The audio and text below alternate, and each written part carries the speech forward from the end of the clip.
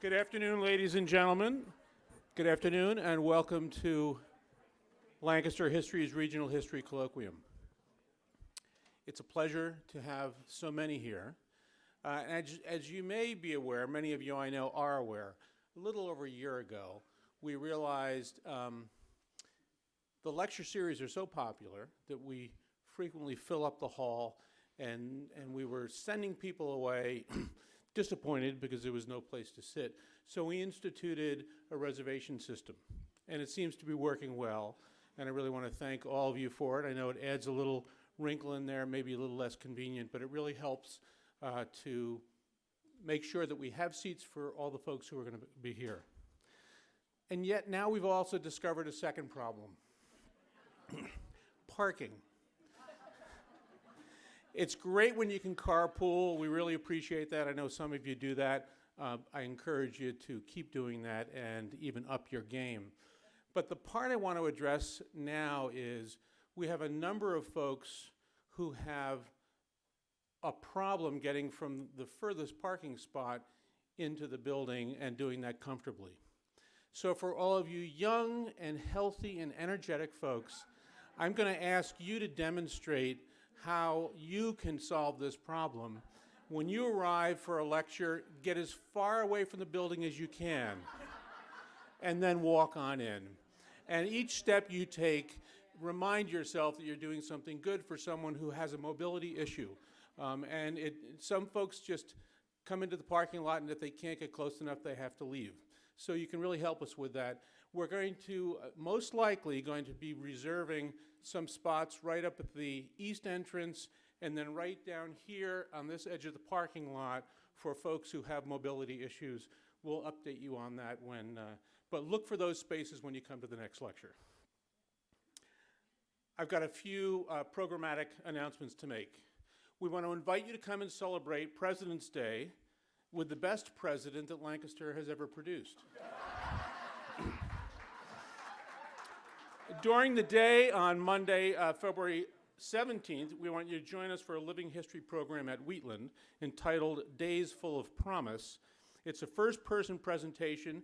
Visitors will experience the hustle and bustle of Buchanan's busy political campaign as the time gets closer and closer to the November general elections.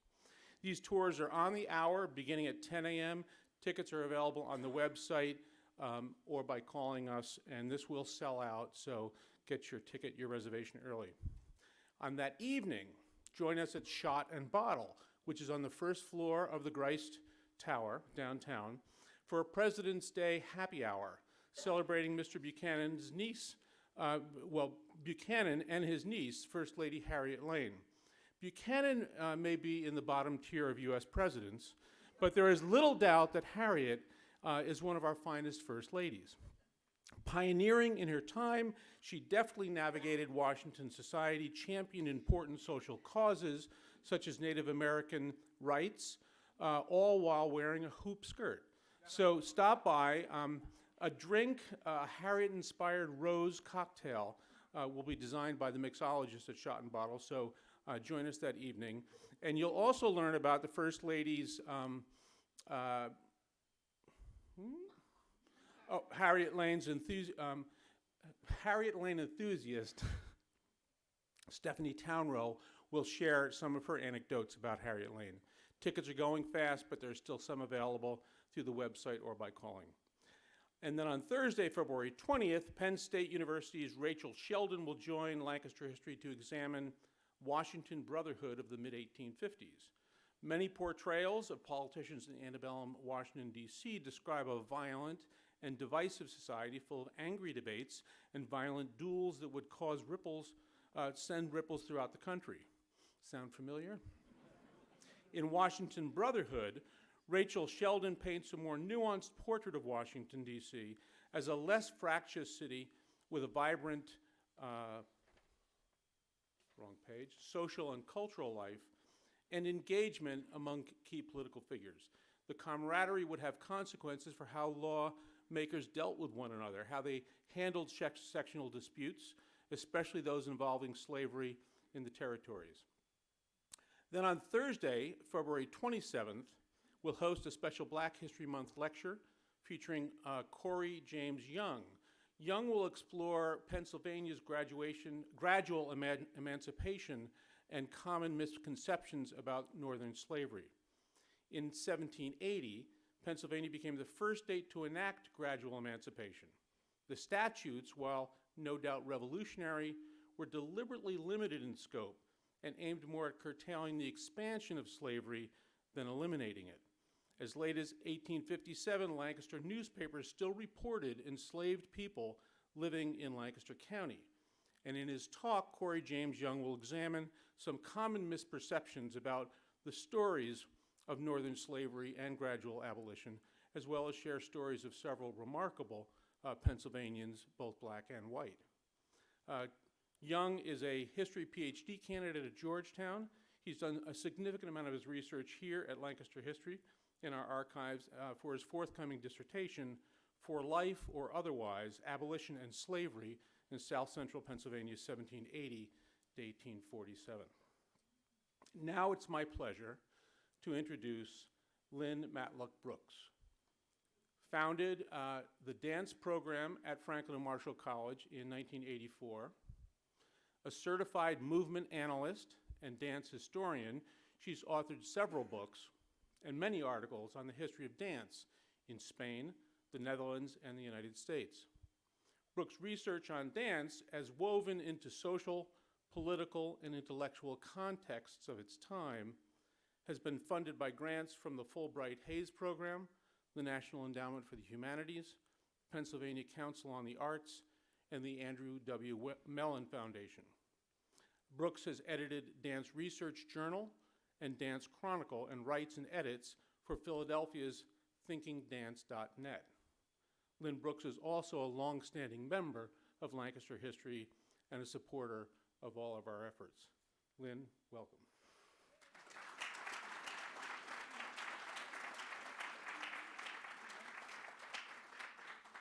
Thank you.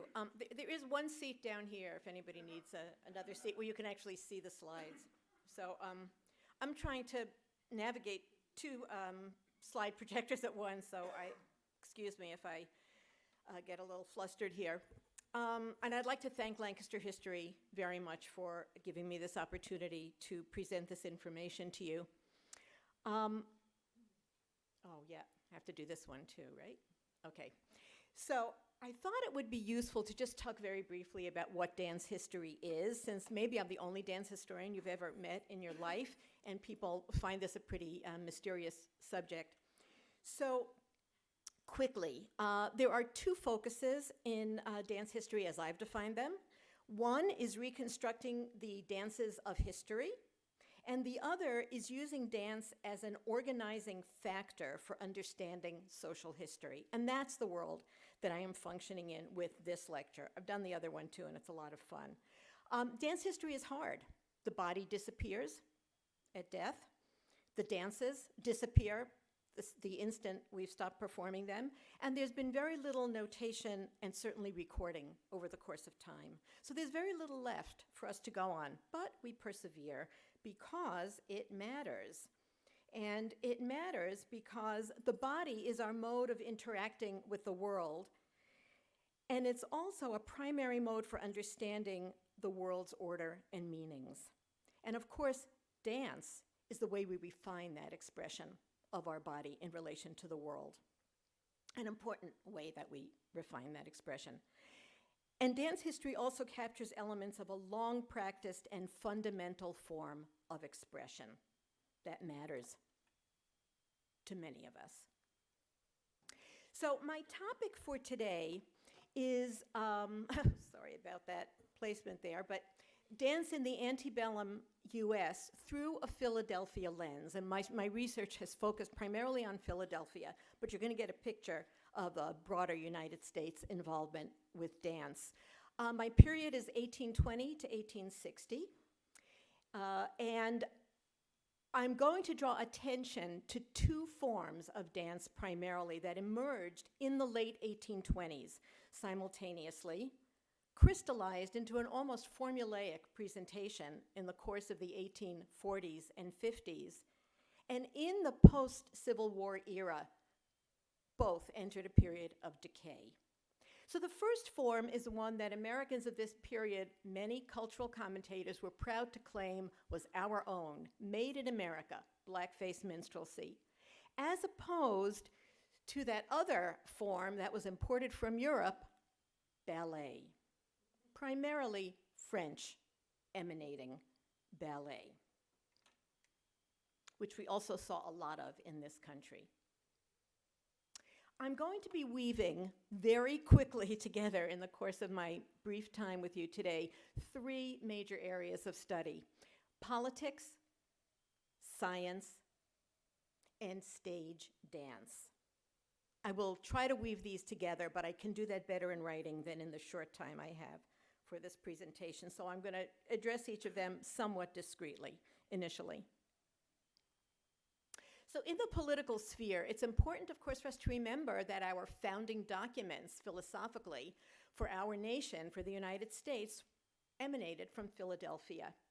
And they also drew attention immediately to the importance of the human body. And I'm just going to draw a couple of examples out of these documents. The Declaration of Independence has that famous line, we hold these truths to be self-evident, that all men are created equal. Men equals human being in this period. So who counts as a human being? Bodies are going to become the way that we determine, that they determined who counted as a human being and who therefore had access to those rights.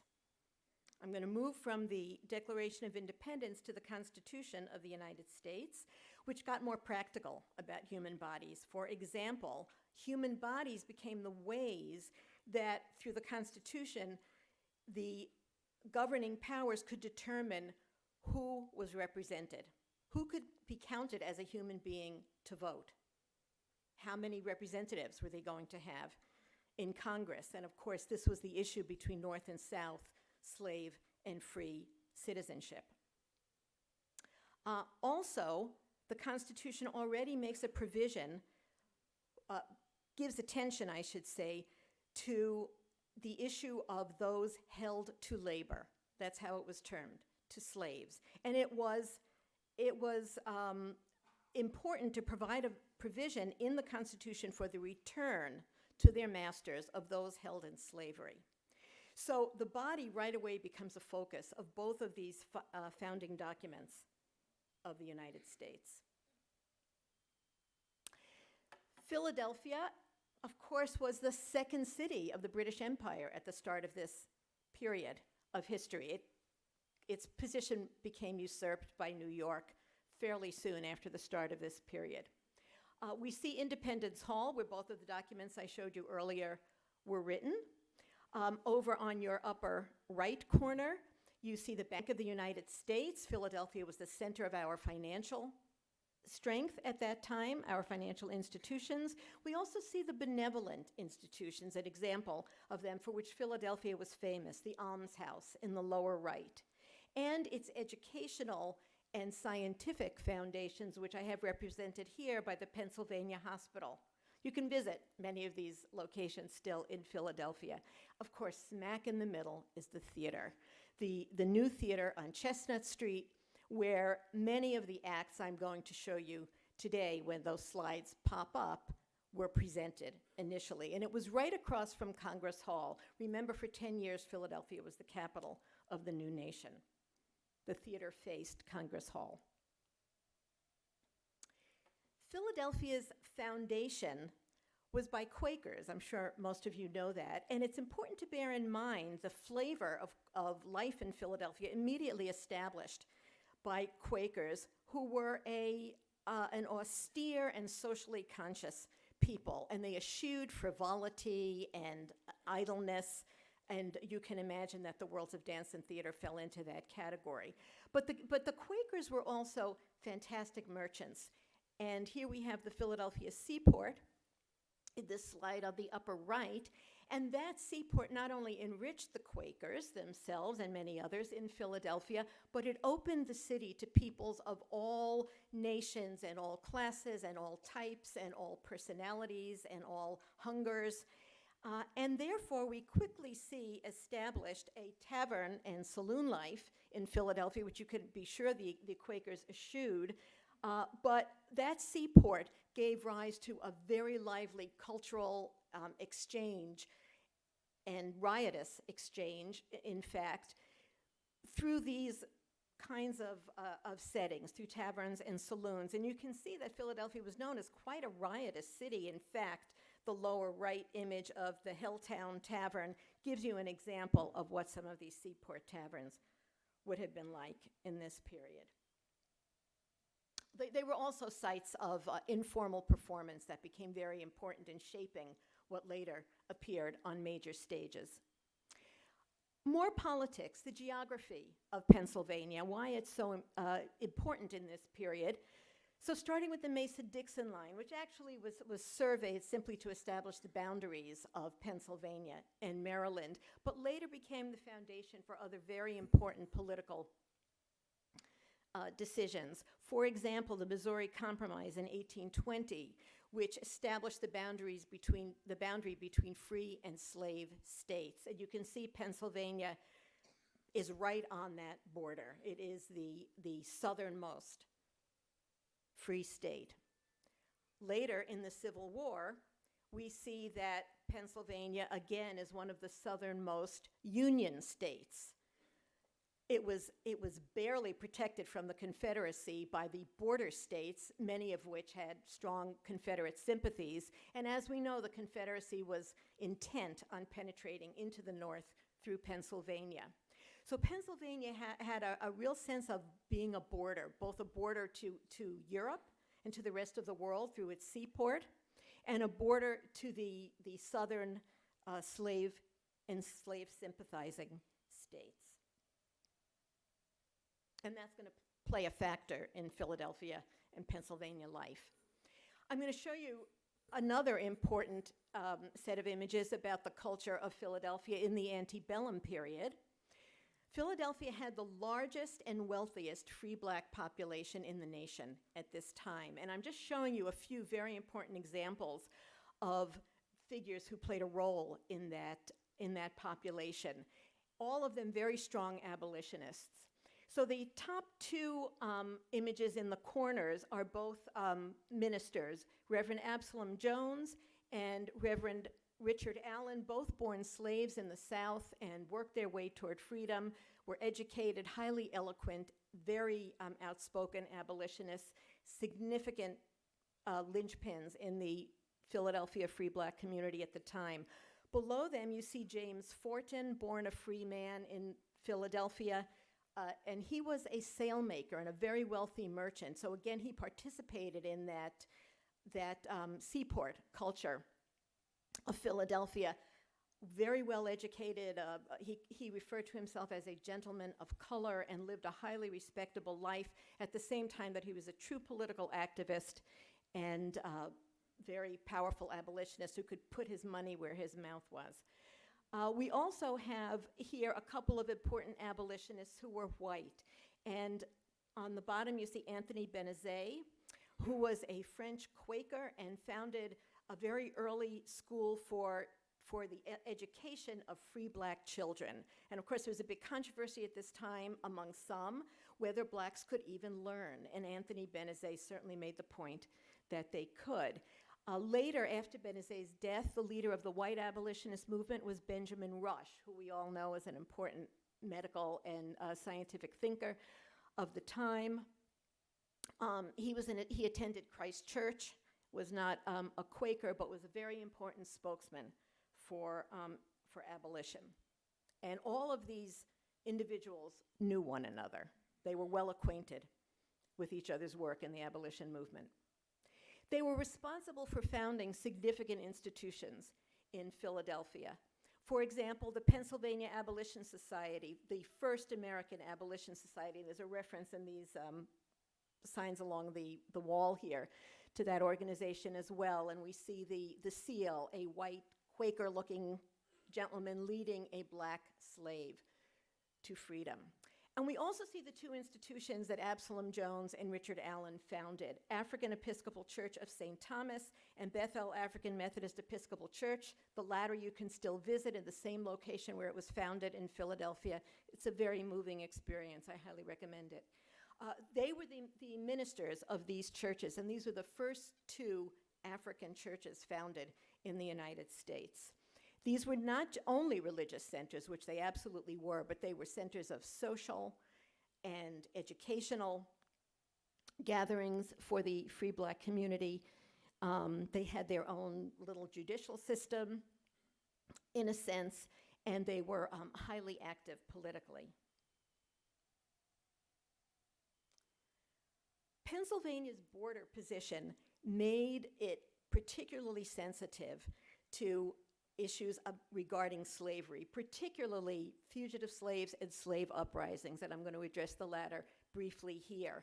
Any uprising or threatened uprising of slaves in the South struck terror into the hearts of white Pennsylvanians and Philadelphians. And you can see I have Nat Turner's rebellion.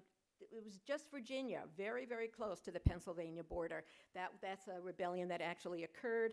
And Denmark Vesey's rebellion, which was planned in South Carolina in 1822 and was squashed because someone squealed on them. But these are two examples of slave uprisings that terrified white Northerners, not only white Southerners, because the fear was that the slaves would then pour across the borders into the North, rile up the free black populations there, and the whites would be decimated. Ironically, as I will point out later, almost all the violence that was going on that was racial in this time period was white against black, not the reverse. The Haitian Revolution was another source of great interest and anxiety to Pennsylvania merchants. For one thing, they were engaged in mercantile activity with the Caribbean, but this was the great age of revolution. Of course, the American Revolution had started it, and there were revolutions all across Europe and impending in Spanish America. Why not in the Caribbean? Why not in Haiti? This revolution was not considered part of that revolutionary spirit, but was seen purely as a slave uprising. So it was distinguished from these others because of the people who were rising up, blacks. Whoop. Yep, went too far, didn't I? Okay. So, that's where I wanted to be. Okay, so I mentioned fugitive slaves as also a tremendous source of anxiety in the North because the populous East Coast border of the United States placed Pennsylvania as the first target of fleeing slaves. They were going to try to get across that border into Pennsylvania free at last. And of course, Absalom Jones and Richard Allen landed in Philadelphia. So did many other, like Frederick Douglass, prominent free black former slaves.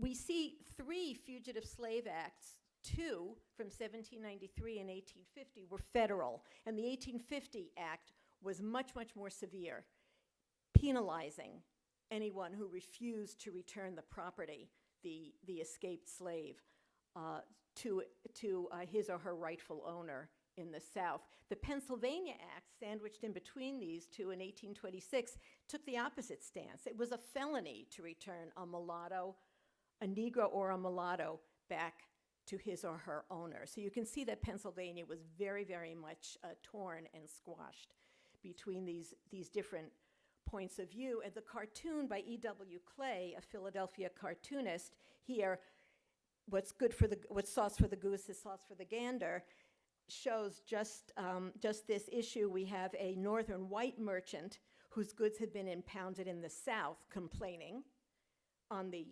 right-hand side of the image, and then we have a southern planter complaining on the left-hand side of the image that his property has also been impounded, his property being a black slave.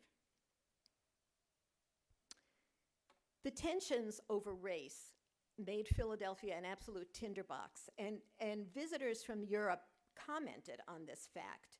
They said, the place where you will experience the most heated racial tension in the entire United States is Philadelphia.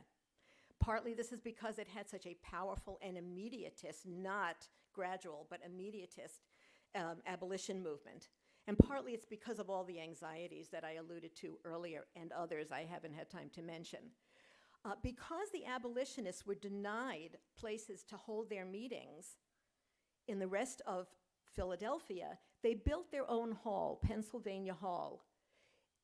And they opened with a convention in 1838, I believe it was May of 1838, that was attended by black and white abolitionists. It wasn't open a week before it was subject to attack, and it was burnt to the ground by citizens of Philadelphia while the authorities looked on and made no effort to prevent that violence. So that's just one example of the kinds of violence that was motivated by race. Throughout the 1830s and 1840s, there were attacks on black residents, businesses, dance halls throughout Philadelphia. And perhaps the culmination of racial violence in this period were the nativist riots in 1844, interestingly targeting the Irish, who were also considered racial others in this period. There's a lot more to say about that than I have time for, sorry. In addition to mob action and violence, another way of attacking the free black community in Philadelphia was through cartoons. I mentioned E.W. Clay, a Philadelphia cartoonist who was known throughout the nation and the world. The English loved him. And he targeted in his cartoons any kind of uppity, elitist behavior by whites or blacks. But if you look at his entire oeuvre, there's no question that he reserved his most biting and detailed satire for these uppity, pretentious free blacks. And I've just chosen two of his cartoons here that targeted dance. And we can see what is how you like to waltz, Mr. Lorenzo, and shall I have the honor to dance the next quadrille?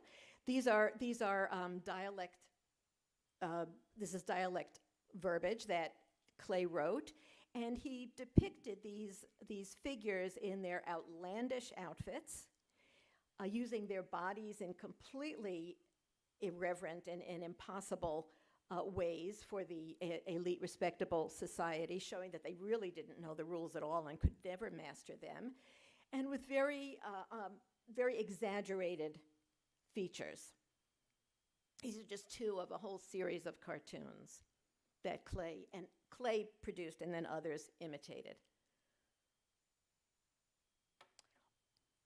So that elitist yearning on the part of free black Americans was not unique to them, I want to point out. This was the period of the culture of respectability, and I've just presented a few images that demonstrate what that means. So here we were in classless US Republican society, but indeed there was a strong yearning for upward mobility. Why not? Isn't there always in human history?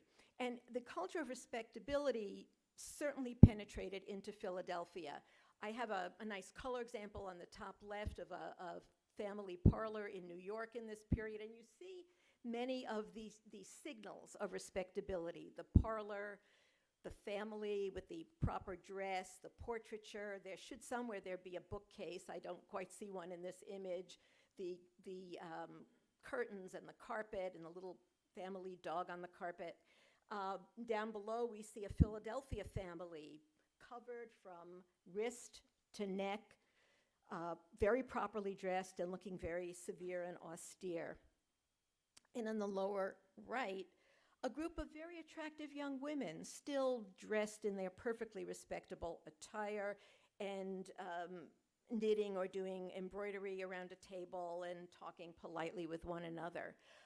Blacks, too, yearned to be parts of the culture of respectability, and we know this from Joseph Wilson's, himself a member of that culture, Joseph Wilson's book, Sketches of the Higher Classes of Colored Society in Philadelphia from 1841, where he details the yearnings and behaviors of the upper class blacks like James Forten and his children.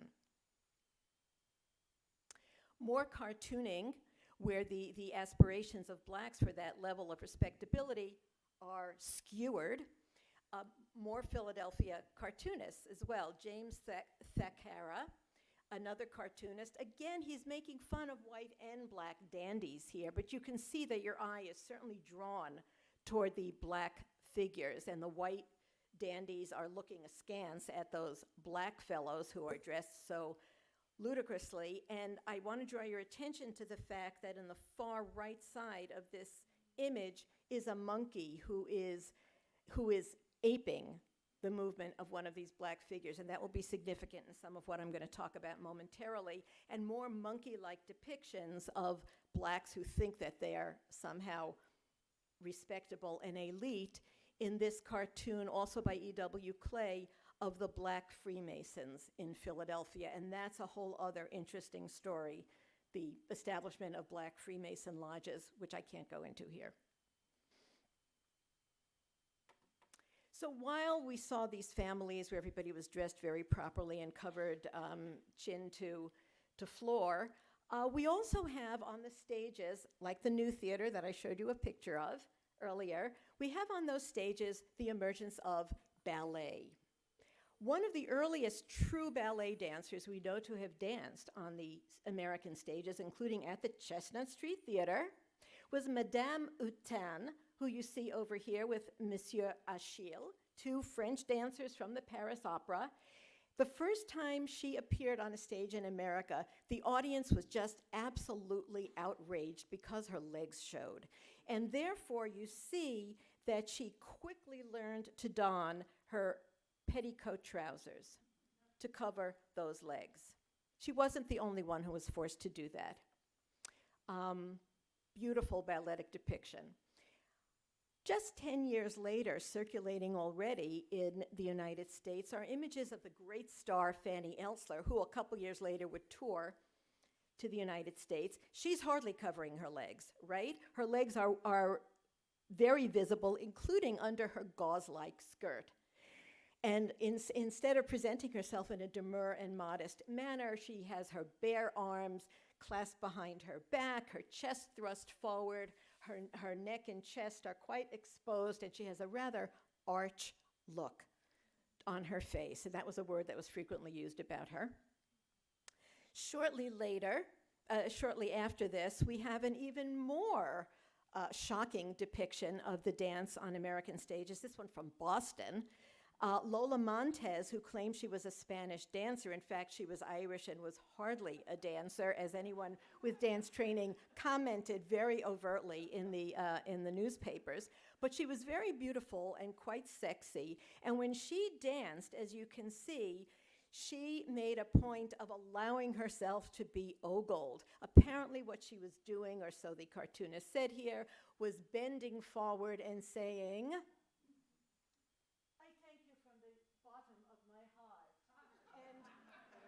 and revealing more than the bottom of her heart as she did that. And we can see how she was ogled by the men and women depicted in this audience. All of these women were much preached against in sermons at churches in these periods, and I've often thought that the theater managers couldn't have paid for better advertising than they were provided by the ministers. Now, women were not only appearing on the theatrical stages of America, but also on political stages. So despite this culture of respectability that placed the wife clearly under the control of her husband, and that was overtly stated in this literature, women were daring to speak up and to take the stage. The Philadelphia Female Anti-Slavery Society was founded in 1833 when the female abolitionists of Philadelphia were denied entry into the Abolition Society. Only men could be part of that. They said, okay, we'll form our own. And they did. And it was founded in Philadelphia in 1833 by women like Lucretia Mott, who was a Quaker wife, and her husband supported her wholeheartedly in these efforts. She was one of the founders and became the leading voice, one of the leading voices anyway, in the PFASS. And she took to the political stage and made speeches and wrote statements where she was very clear that she understood it was the body into which she had been born that determined the limitations of what she could accomplish. She could not vote. There were certain kinds of inheritance she couldn't have, but she had to pay taxes, and she was subject to the laws of the land. And she complained vociferously about this, and also denial of education. The PFASS was an integrated organization. Women, black and white, joined this organization. And we see here one of the daughters of James Forten, the sailmaker I showed you earlier, Harriet Forten Purvis. She married another important abolitionist, Robert Purvis, and became a leading voice in the PFASS. These women didn't know how to organize. They had no precedence for doing this. Who did they ask to help them figure out how to form an organization, how to elect leaders, how to draw up a constitution for themselves, how to get publicity, how to make speeches? They asked leaders of the black abolitionist movement, and they made it very clear that they understood that they were united in their social positions because they were denied access to fundamental rights.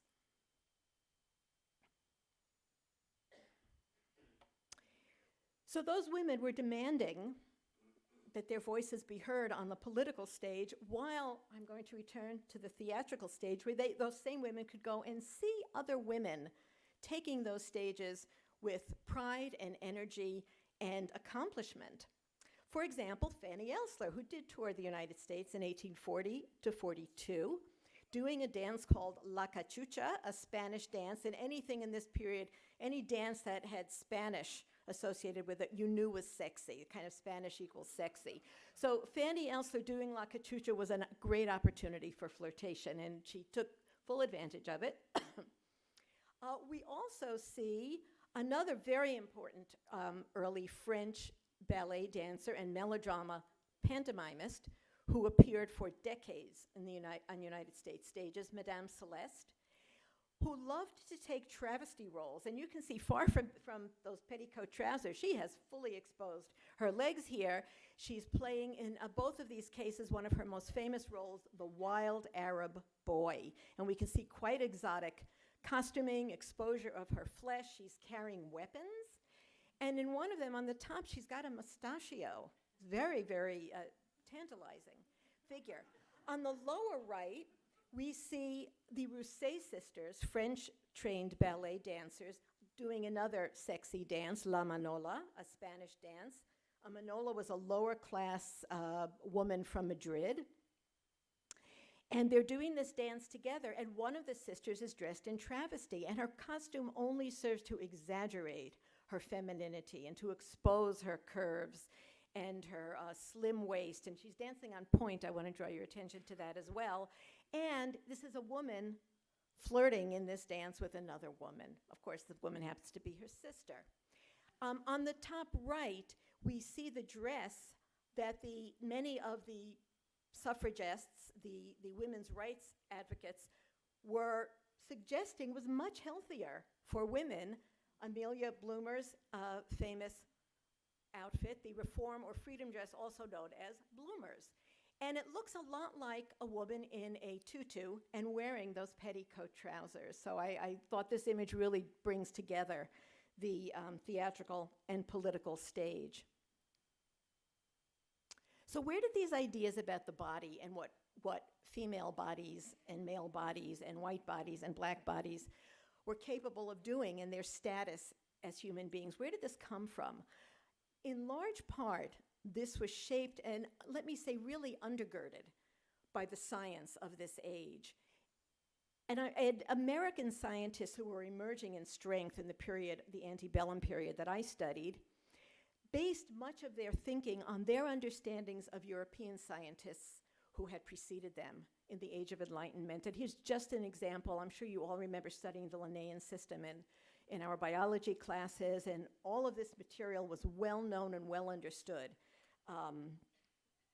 by American scientists. One of the centers of the emerging school of what was called American ethnology, or physical anthropology. One of the centers of that American scientific discipline was the University of Pennsylvania. primarily through its medical school. And I'm going to just talk today about 4 important American scientists of the period, all of whom have an association with this institution and with the emergence of racial science. So the first one I'm going to talk about is Charles Caldwell, who was a doctor from the South. He was actually from North Carolina, studied at the University of Pennsylvania. He was a defender of phrenology, which is the science of studying the shape and size and bumps of the skull in order to understand the inner human being. And you can see another Philadelphia cartoonist, David Claypool Johnston's satire of phrenology in the upper right. He did pages and pages of satire of it. And I have an important quote here, just that I grabbed out of Caldwell's writing. Men's strength of development lies in the forehead, the seat of real intellect, whereas women's strength is in the upper and posterior portions of the head, which are the seat of moral sentiment. So, of course, they have different domains in life because they have different shaped heads. And also, the Caucasian race is superior to the African, not only in knowledge, but in the capacity to acquire and the talents to employ it. These are quotes directly from some of Caldwell's writings. A very important figure in the world of American science in this period was Samuel George Morton, who was educated in Quaker schools and taught at University of Pennsylvania and practiced medicine in Philadelphia. He took the work of the Dutch Peter Comper, his focus on skulls and facial angle and measurement. He actually misunderstood it, as it happens. If you read Comper, he was a radical egalitarian. But Morton took this work to prove the differences and the gradations in human skulls that placed the Caucasian skull at the highest level of humanity.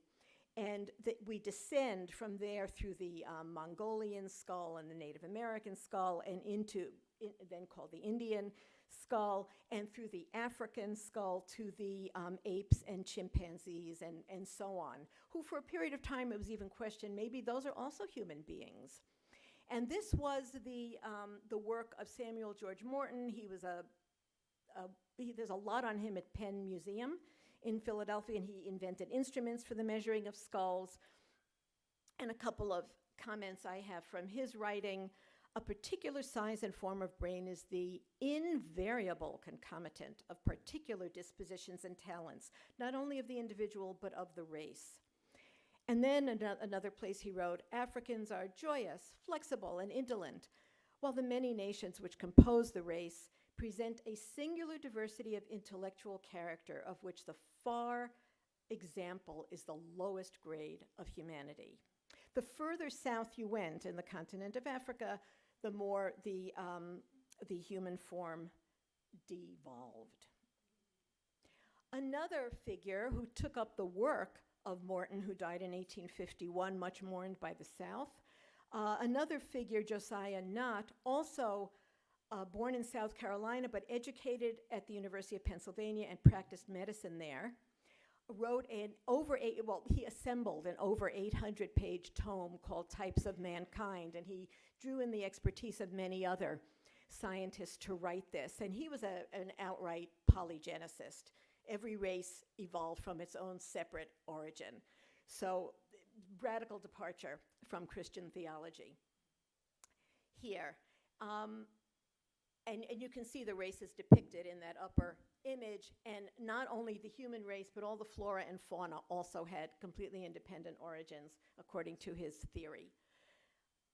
A quote from Nott's book, Types of Mankind: those groups of races heretofore comprehended under the generic term Caucasian have in all ages been the rulers, and it requires no prophet's eye to see that they are destined eventually to conquer and hold every foot of the globe. No philanthropy, no legislation, no missionary labors can change that law. This is a scientific law. It is written in man's nature by the hand of his creator.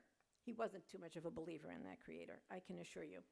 And this is a composite image on the lower left from types of mankind, showing these different ranks and variations.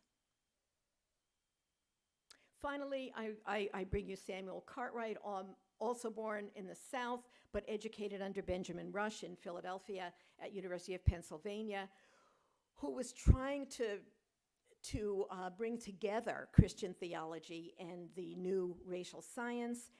And he made the case, he was a linguist as well as a physical anthropologist. He made the case that the snake in the story of Adam and Eve was, in fact, a black man. And, he proves this in his book. The little book, Shut Up in the Name of the Creature Which Beguiled Eve, contains an epitome of the principal distinguishing characteristics of the Negro race. And we can see that this minstrel skit, which is published here and available, that anybody could buy this at a bookseller's, also makes that case, also compares the devil with an African creature, an African man. It was very hard to stand up to these scientists. They had the badge of authority, they had done measurements, and they were objective, and they were making these claims as laws, as we saw. It was very, very hard for people, particularly who were black, to stand up to these claims because they were denied access to university education. But all of these books, you could purchase them at a bookseller's. The lectures were often public. Newspapers published the lectures in full or in part. And one person who did stand up very effectively to these claims was Frederick Douglass, who, as I mentioned, did land when he escaped slavery briefly in Philadelphia. And he was invited, it was very unusual, but he was invited to address the graduating class of Western Reserve University. So a black man invited to address white graduating scholars in 1854. And he took this opportunity to speak against this onslaught of racial science. It's a brilliant lecture, and you can definitely find this in full elsewhere. And I'm just taking one quote. "Away, therefore, with all the scientific moonshine that would connect men with monkeys, that would have the world believe that humanity, instead of resting on its own characteristic pedestal, gloriously independent, is a sort of sliding scale, making one extreme, the black, brother to the orangutan, and the other, the white, to angels." He was also a strong feminist, Frederick Douglass, and the slogan for his newspaper, the North Star, which was later called Frederick Douglass's newspaper, the slogan was, "Right is of no sex, truth is of no color. God is the Father of us all, and we are all brethren." These scientists were well aware that they wanted to get their messages out, and they spilled into the sphere of entertainment. They impinged on the theaters of the time. For example, the surgical amphitheater, which you can still visit at the University of Pennsylvania Hospital, was public. These surgeries were announced in posters or in the newspaper. You could buy a ticket, and you could go watch. In the pre-anesthetic and pre-hygiene age, you could go and watch surgeries if you had the stomach for it, along with the medical students. It was a form of entertainment. You couldn't go to public hangings anymore, but you could go to the surgeries. We also have the age of the museum emerging. Charles Wilson Peale, whose self-portrait hangs in Philadelphia, this particular painting showing himself in his museum, combining art and science. His museum was like the North Museum here, kind of a combination of fine art and science. And one of the exhibits of which he was proudest was the mastodon skeleton, which was excavated in New York State, and which he brought to his museum. And many museums, including Peale's, also had auditoria or theaters. So this is another way that science and entertainment blended. Phrenology. This is like, I think back to the Ed Sullivan Show of my youth, where you would see hypnotists or mesmerists on TV. Well, phrenology was that kind of entertainment in its age. You could pay your ticket and go and have your own head read or watch other people's heads being read by these expert, well, they were called by the scientists disparagingly bumpologists. But of course, they advertised themselves as phrenologists, as scientists. And anybody could educate him or herself in this field. And they were female head readers because you could buy these charts at bookstores, and you could buy the skulls. And by the way, the heads, if you go to the little shop, Modern Art, across from Chestnut Hill Cafe on Chestnut Street, there is a phrenological bust in the window there by the phrenological Fowlers. It's even signed by the Fowlers. So these were two brothers, Lorenzo Fowler and Orson Fowler, known as the phrenological Fowlers in their day. Their main office was in New York, but they had a very important office in Philadelphia, and that's where they initially published their magazine. Here's a place that science and art crossed. We have a head reading, a phrenological reading of the great Fanny Elsler that Lorenzo Fowler gained her permission to do. He read and measured her head and published an entire pamphlet, which I'm sure became a bestseller, about her head, her cranium. And he depicted her on the cover. Supposedly she's one of the most beautiful women in the world.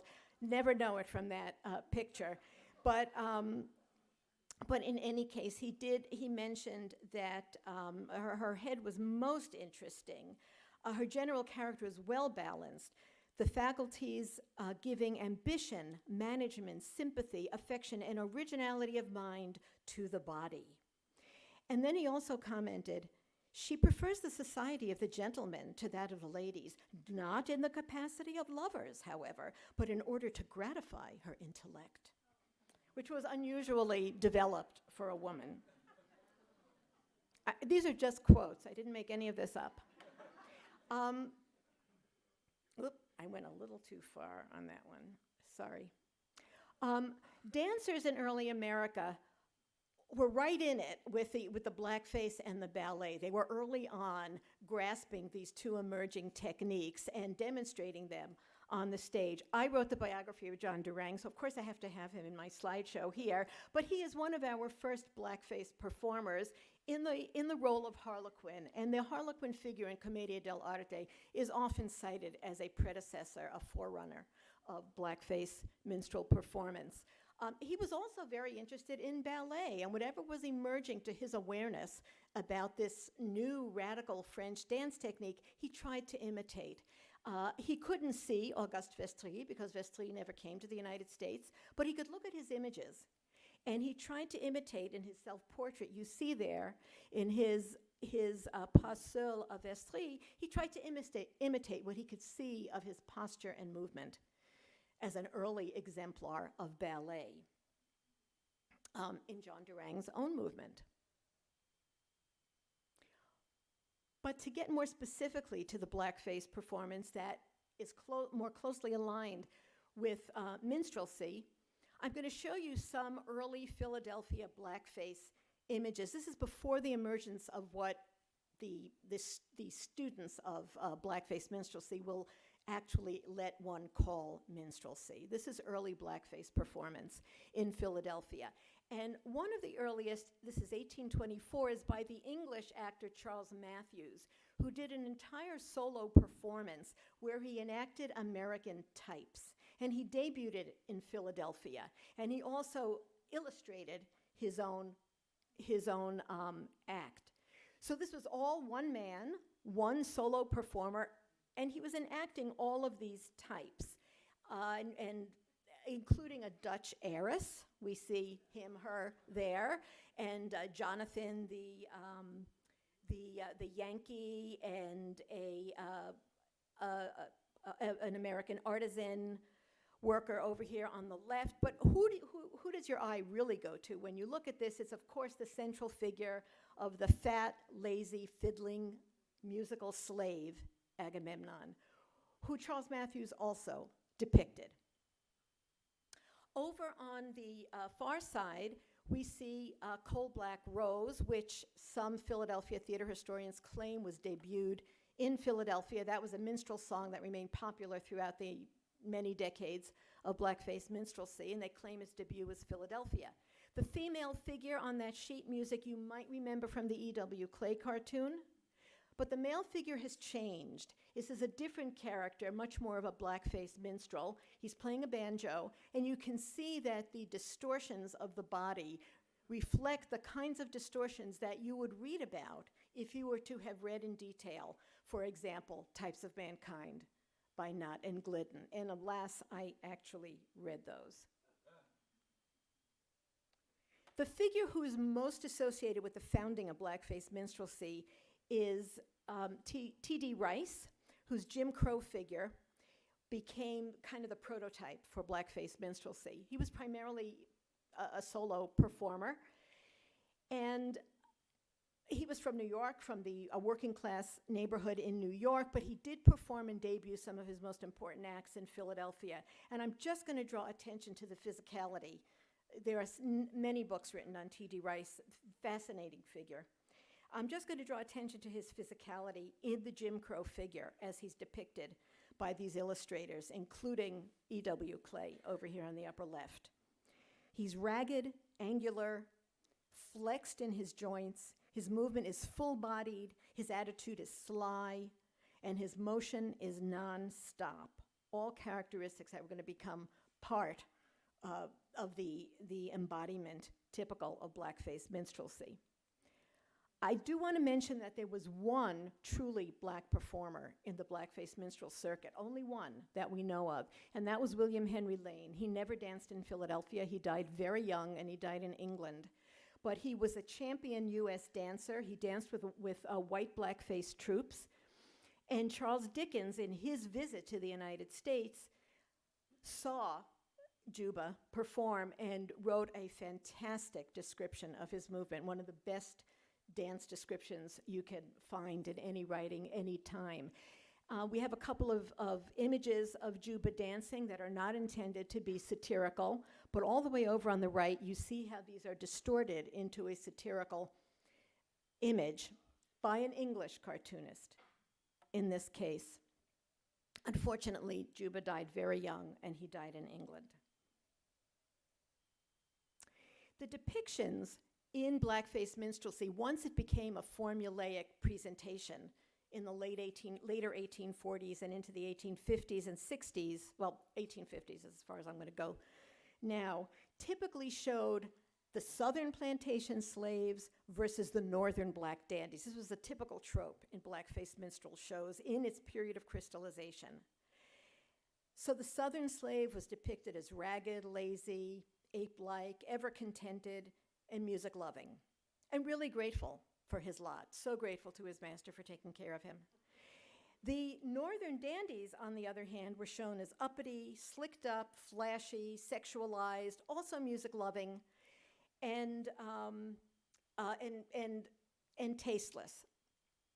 And we can see the sexualization of the costuming, particularly of the northern dandy, with these very long tails that look almost phallic in this case, and as we will see in some other images, the exposure of the groin in a good deal of the blackface minstrel performance. And here are just a few images that I've assembled that are very, very typical of how blackface minstrelsy was depicted in this period. And I'm just going to draw your attention to some of these features. The angularity of the body, exaggerated facial features, and prognathism, that is the jutting forward of the jaw, which was considered a sign of the closeness to a simian type.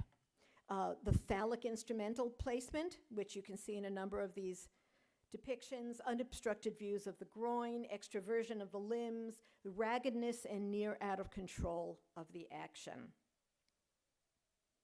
If you think about the culture of refinement, you understand that this out of control behavior was definitely proscribed, and also very interesting. Many of these depictions that we find also of blackface minstrelsy associate these minstrel figures, all white men in blackface, except for Juba, who was by now dead. These images associate these black characters with animals in order to bring them closer to the world of nature, to the jungle. We see in these depictions monkeys, apes, crocodiles, beasts of burden, catfish, frogs, cows, and crows. Blackface minstrels sought entry into the culture of respectability. They wanted those seats in their theaters. Of course, they could charge more money for those kinds of performances. And so every major city soon had its own Ethiopian opera house. And notice the very designation, opera house, is linking blackface performance to upper class entertainment. Opera, ballet, and Shakespearean drama were the major upper class entertainments. And all of them were parodied and satirized on the blackface stage. Philadelphia's Ethiopian Opera House was run by Sam Sanford on Chestnut Street, not too far from Independence Hall. And here we have Sam Sanford, who was a blackface minstrel, but also played the wench role in the minstrel troupe. And so he was a white man playing in blackface and female travesty in this case. Also, to interest the refined classes in coming to this minstrel entertainment, he published a newspaper, Sanford's Serenader. If this was too high class for you, maybe those guys who are working at the dock didn't even have the money to buy a ticket to Sanford's Opera House, there was plenty of blackface in every circus and every tavern and every dance hall throughout the city, so you could always see it on the cheap. And I'm sure it was much dirtier in those locations because they always promised that they were going to keep it clean. The chaste performances, that word you would see all over the advertisements. And they would even give you a discount ticket if you were a gentleman bringing a lady to the minstrel show. Again, part of the culture of respectability, the sheet music was sold for playing in parlors. And in order to reassure the purchasers that these blackface minstrels were really nice white gentlemen, they would be depicted as such on the sheet music cover and then surround themselves with pretty cleaned up images of blackface minstrelsy. And I have an arrow going to two of the images here because they're going to come back a little bit later. Ballet was also interested in racial depiction. And one of the most popular and enduring ballets of the period, called Jocko, or the Brazilian Ape, was choreographed by a number of very important choreographers in the period and performed throughout Europe and in the United States for decades. And this is a much more sympathetic depiction of racial difference. This is a ballet where a sympathetic, humane, self-sacrificing ape figure called Jocko saves the son of a plantation owner from a snake, and in some libretti, it's from a shipwreck. But then that ape is shot just as he's carrying the child in his arms to deliver him to safety. A hunter shoots him dead. So a different take on the question of the inner life of creatures seen as racial others. There was also a great deal of interest in the East, near, mid, and far. And here's another ballet scenario, this about the Near East, Cherry and Fair Star, or the Children of Cyprus. And this, of course, was an opportunity not only to explore different cultures, but to tell fantastic stories and show very exciting scenic designs. But in the upper right, you will see a depiction of the lead characters. Cherry is the male figure and Fair Star the female, except they're both played by women here. Cherry and Fair Star, and Cherry is dressed in what looks to me like a version of reform dress, that sort of tutu tunic and or full-skirted tunic and harem pants. But not all women were covering themselves in reform dress on the stage. Again, I bring you Madame Celeste. In this case, we have a Far East depiction, Le Dieu et la Bayadère, an early version of the ballet La Bayadère, which Pennsylvania Ballet is putting on in about a month. And not this version, though, it's a different one. Madame Celeste danced in that ballet where she plays a temple dancer who sacrifices herself for the love of one of the temple gods. She also, as I pointed out, played the wild Arab boy. This is a more Mideast depiction, carrying weapons and exposing her legs, and wearing turbans, and in one case mustachioed. And she played another racial other here when she played down below the figure of Miami, a Native American female figure in this case. I just want to point out that we have had American ballerinas at this time too, and the large proportion of them, large majority of them, came from Philadelphia, and there's good reason for that I don't have time to go into now. But two of them, Mademoiselle Augusta Maywood and Mary Ann Lee, debuted together in Philadelphia. Augusta Maywood's stepfather, who was an important theater manager and claimed to love her dearly, she was the apple of his eye, he took her to Paris after her Philadelphia debut to be finished at the Paris Opera Ballet School, and boy did she get finished. She wound up running off with one of the ballet, one of her ballet partners, Charles Mabille, and eloping, marrying him. She had a child by him. She cut her ties with her father and mother entirely through a very vicious letter to them, and then she abandoned her husband and child, ran off to La Scala in Italy, and became a renowned ballerina and very wealthy. Well, the American newspapers, which initially were posting daily reports of her achievement at the Paris Opera Ballet School and of her successful debut, immediately dropped her and turned all of their attention to her rival, Mary Ann Lee, who was known in Philadelphia as Our Mary Ann. And she is buried in Laurel Hill Cemetery. You can visit her grave there. I pointed out earlier the arrows that were identifying two of the figures in the minstrel sheet music, and I just want to point out these are supposedly white men in blackface and travesty dancing La Cachucha. They did Fanny Elser's hit number La Cachucha and clearly knew what they were doing. They clearly pulled some of their imagery from her famous performances. I'm sure they went to see her, who didn't, when she was performing in Philadelphia and elsewhere. And the minstrels, I want to stress, were fantastic performers. They were our early vaudevillians. They could dance, they could sing, they could play the violin as well as Paganini, and they let you know. They were considered highly competitive for their performance skills. So they were satirizing, yes, but they were also performing at a high level of skill. And by the way, they were satirizing upper class white pretension. That was one of their major targets of satire.